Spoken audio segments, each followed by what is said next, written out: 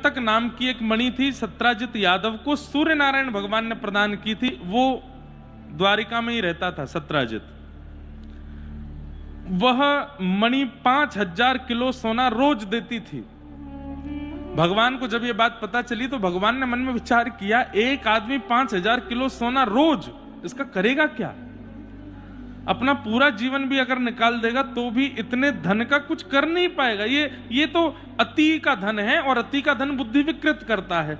तो भगवान ने एक पत्र लिख करके सत्राजित से कहा, बहुत सुंदर कथा है, इस कथा को सुनने से कलंक नहीं लगता कभी जीवन में, ऐसा शास्त्रों की आज्ञा है, समंतक उपाख्यान। तो भगवान ने पत्र लिख करके सत्राजित को कहा कि ये मणि 5000 किलो सोना देती है, इतने सोने का आप अकेले व्यक्ति क्या करेंगे? एक काम कीजिए, इस मणि को द्वारिका के कार्यालय में जमा करवा दीजिए। इस मणि से उत्पन्न होने वाले सोने से देश का उत्थान, बालकों की पढ़ाई, चिकित्सालयों का निर्माण आदि आदि हम सब अच्छे से करवाएंगे। और रही बात आपकी, तो मणि आपकी है, रॉयल्टी के रूप में जितना आप बोलोगे उतना सोना हम दे दिया करेंगे आपको। लेकिन 5000 किलो सोने का आप करोगे क्या? भगवान की बात भी ठीक थी, कोई बुराई नहीं थी बात में। लेकिन सत्राजित हंसने लगा, मेरी मणि, अब तो दृष्टि द्वारिकाधीश की भी पड़ रही है इस पर, नहीं दूंगा। भगवान बोले, आग्रह एक ही बार करना चाहिए, बार बार नहीं। ये आप लोग भी सीखिए, किसी के पीछे मत पड़ जाया कि जो भैया हम पे कृपा कर दो, नहीं नहीं ये तो कर दो, ये तो कर दो, नहीं, एक बार आग्रह करो, मान जाए तो अच्छा, नहीं माने तो होने दो जो हो रहा है। ठाकुर जी ने कहा ठीक है, कोई बात नहीं। सत्राजित का छोटा भाई था प्रसेन। प्रसेन ने एक दिन भैया से कहा, भैया जरा मणि दीजिए, मैं गले में पहन करके घोड़े पे बैठ के पूरी द्वारिका में घूम के तुम आऊं। सब लोग कहते हैं मणि दिखाओ, मणि दिखाओ, थोड़ा दिखा के आता हूं सबको। जा दिखा के आ। मणि पहना दी, घोड़े पे बैठ करके घूम रहा था। पूरी द्वारिका के लोग, अरे यही वो मणि है, 5000 किलो सोना देती। जैसे ही सत्राजित सबको प्रसेन दिखाते दिखाते थोड़ा वन की ओर गया, तो वन में एक शेर ने प्रसेन को देखा, और उसके गले की मणि देख करके शेर को लगा कुछ खाने वाली वस्तु है, आक्रमण करके उसका वध कर दिया। मणि शेर ने ले ली। थोड़ी दूर जाकर के एक रीछ ने शेर पर आक्रमण करके मणि रख ली और शेर का भी वध कर दिया। शेर का भी वध हो गया। क्या बता रहा था मैं? हाँ, शेर का वध हुआ। हाँ, तो प्रसेन से मणि शेर ने ले ली, शेर से मणि रीछ ने ले ली। लेकिन सत्राजित ने क्या किया? 5 दिन तक जब प्रसेन नहीं मिला, मणि नहीं मिली, तो सत्राजित ने पूरी द्वारिका में हल्ला कर दिया, मेरी मणि पर दृष्टि थी द्वारिकाधीश की। 5 दिन पहले इन्होंने पत्र लिखा था मुझे, मैंने देने से मना कर दिया। अगले ही दिन मेरा भाई मणि पहन करके निकला, तो निश्चित है, मुझे पूरा विश्वास है, द्वारिकाधीश ने मेरे भाई को पकड़ करके बंदी बना लिया है, मणि अपने पास रख ली है। भगवान को कलंकित कर दिया।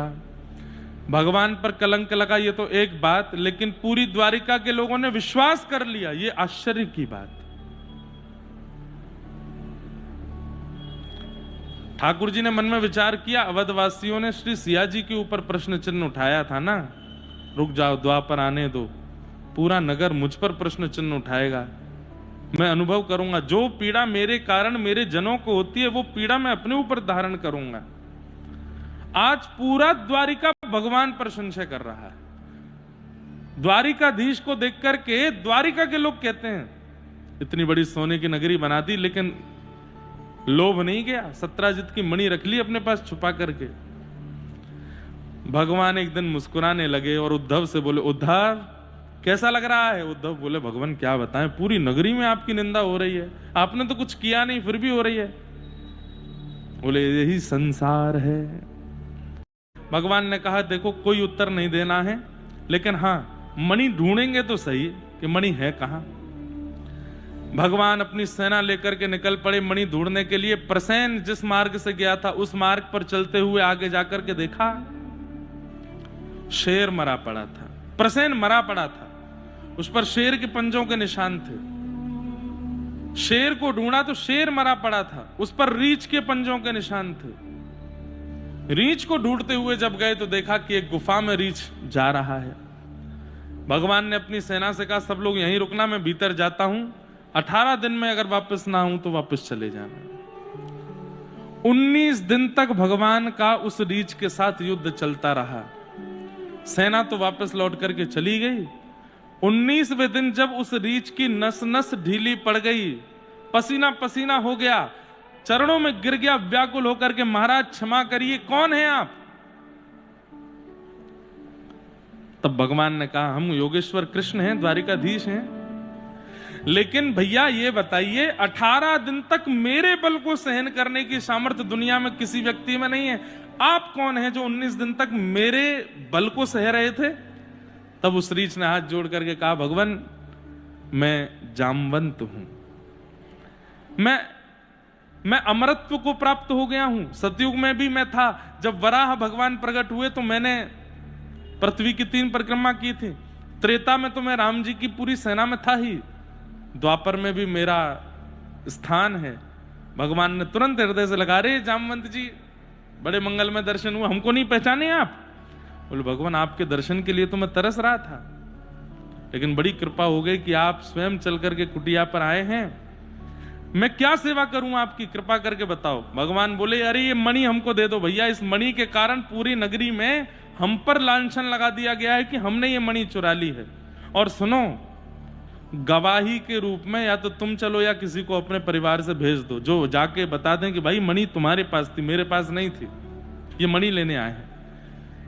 तो श्री जामवंत जी, मैं तो बहुत वयोवृद्ध हो गया हूं, मैं तो नहीं जाऊंगा, मणि दे देता हूं और गवाही के रूप में अपनी पुत्री दे देता हूं। ठाकुर जी बोले, हाँ हाँ जल्दी। बोले, सुनिए, गवाही के रूप में ले जा रहे हैं, कृपा करके ब्याह कर लीजिए इनसे, मेरी पुत्री से ब्याह कर लो।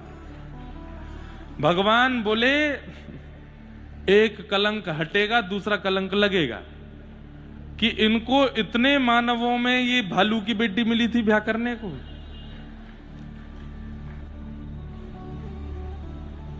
जामवंत जी बोले, सुनिए, ये मर्यादा वर्यादा आपकी त्रेता में विश्राम हो चुकी हैं, तब आप मर्यादा पुरुषोत्तम थे, अब आप लीला पुरुषोत्तम हो। अब तो आपको मेरी बेटी का वरण करना पड़ेगा। और एक हाथ में मणि देकर के दूसरे हाथ में अपनी पुत्री का वरण कर दिया, कन्यादान कर दिया ठाकुर जी का। और भगवान का दूसरा विवाह श्री जामवती जी के साथ में हुआ।